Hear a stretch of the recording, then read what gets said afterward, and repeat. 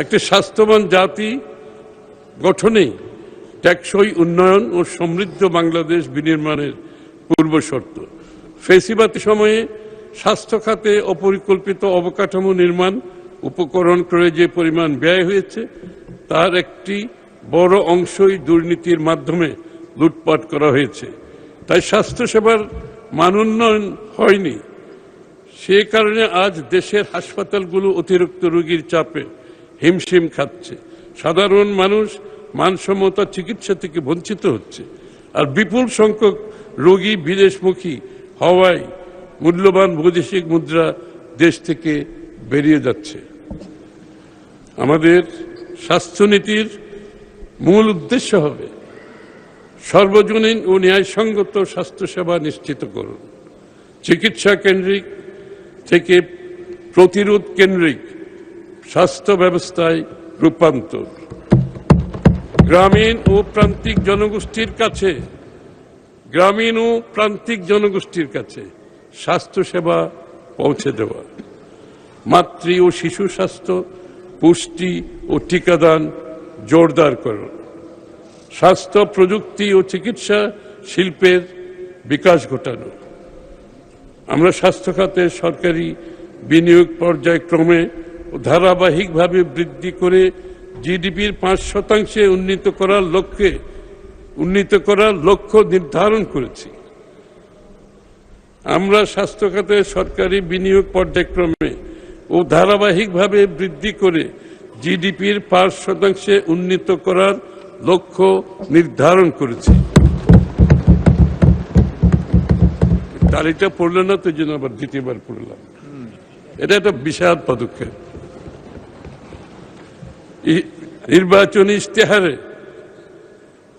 নির্বাচনী ইশতেহারে প্রতিশ্রুতি মোতাবেক আমরা বাংলাদেশের প্রতিটি ইউনিয়নে একটি করে এবং শহরের প্রতিটি ওয়ার্ডে এক বা একাধিক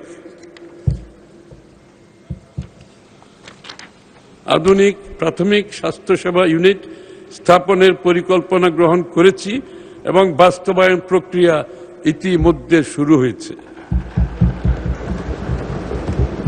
সর্বজনীন স্বাস্থ্য সুরক্ষার আওতায় প্রত্যেক নাগরিককে ন্যাশনাল হেলথ সিস্টেমের আওতায় আধুনিক হেলথ কার্ড প্রদান করা হবে। জটিল রোগের বিশেষায়িত চিকিৎসা সহজলভ্য ও সুশৃঙ্খল করার লক্ষ্যে প্রতিটি জেলা হাসপাতাল ও সংশ্লিষ্ট সকল উপজেলা স্বাস্থ্য কমপ্লেক্সকে সমন্বিতভাবে একটি পূর্ণাঙ্গ সেকেন্ডারি স্বাস্থ্যসেবা ইউনিট হিসেবে গড়ে তোলা হবে। উপজেলা স্বাস্থ্য কমপ্লেক্সগুলোতে শয্যা সংখ্যা বৃদ্ধির পাশাপাশি মা, নবজাতক, শিশু ও প্রজনন স্বাস্থ্যসেবা এবং ফিজিওথেরাপির ব্যবস্থা থাকবে। সার্জারি সহ জটিল ও বিশেষায়িত চিকিৎসা সেবা জেলা সদর হাসপাতালগুলোতে কেন্দ্রীভূত করা হবে। Coronary care, kidney dialysis unit ইত্যাদির ব্যবস্থা থাকবে। রোগী পরিবহনের দুর্দশা লাঘবের জন্য জাতীয় অ্যাম্বুলেন্স পুল ও জরুরি সেবা নেটওয়ার্ক গঠন করা হবে। সরকার একটি সমন্বিত বিজ্ঞান ভিত্তিক ও আধুনিক জাতীয় পুষ্টি কর্মসূচি প্রণয়নের লক্ষ্যে কাজ করছে। 5 বছরের নিচের শিশুদের খর্বাকৃতি স্টান্টেড চিলড্রেন মোকাবেলায় সরকার বহুমুখী ও বহু খাত ভিত্তিক একটি সমন্বিত জাতীয় কর্মসূচি বাস্তবায়ন করবে। For stunted children API active pharmaceutical ingredient, শিল্প পার্ক সহ প্রয়োজনীয় অবকাঠামো, গবেষণা, বিনিয়োগ ও নীতিগত সহায়তা অব্যাহত রাখা হবে।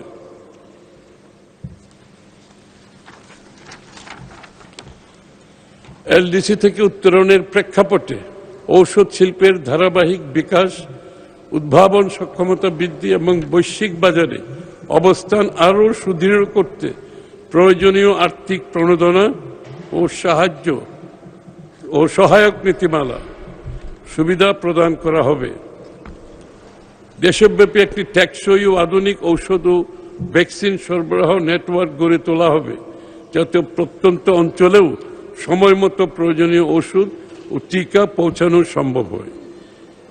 আমাকে অত্যন্ত ব্যথিত হৃদয়ে বলতে হচ্ছে, বিগত সরকারগুলোর টিকা সংগ্রহ ও টিকাদান কার্যক্রম বাস্তবায়নে অবহেলা ও যথাযথ পরিকল্পনার অভাবে দেশ জুড়ে হামের প্রাদুর্ভাব দেখা দিয়েছে এবং শিশু মৃত্যুর মতো হৃদয় বিদারক পরিস্থিতির সৃষ্টি হয়েছে।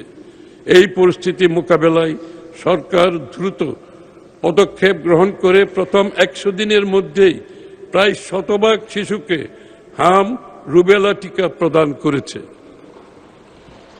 ইন্টিগ্রেটেড মডিউলার পদ্ধতি, আধুনিক ক্লিনিক্যাল শিক্ষা ব্যবস্থা এবং এআই ভিত্তিক চিকিৎসা জ্ঞান ও প্রযুক্তির ব্যবহার অন্তর্ভুক্ত করে একটি আধুনিক দক্ষতা ভিত্তিক ও ভবিষ্যৎমুখী নতুন MBBS কারিকুলাম চালু করা হবে।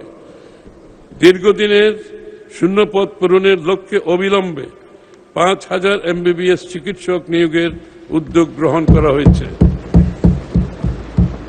নার্সিং ও মিডওয়াইফারি খাতে উচ্চশিক্ষা ও পেশাগত উন্নয়নের সুযোগ, নার্সিং বিষয়ে ব্যাচেলর ও মাস্টার্সের সুযোগ বৃদ্ধি করা হচ্ছে। এটা আমাদের জন্য বিরাট সম্ভাবনার দ্বার খুলে দেবে।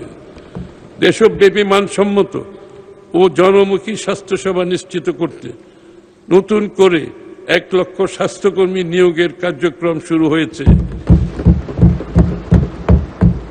যার 80% হবে নারী। মাননীয় স্পিকার,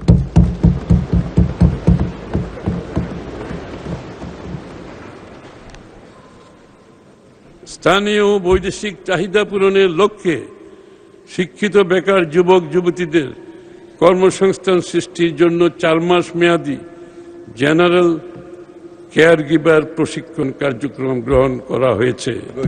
কেয়ার গিভারের একটা বিশাল বিশ্বজুড়ে মার্কেট আছে, বাংলাদেশেও আছে। সেই কাজটা আমরা দ্রুত পর্যায়ে সেদিকে আমরা এগিয়ে যাচ্ছি ইনশাআল্লাহ।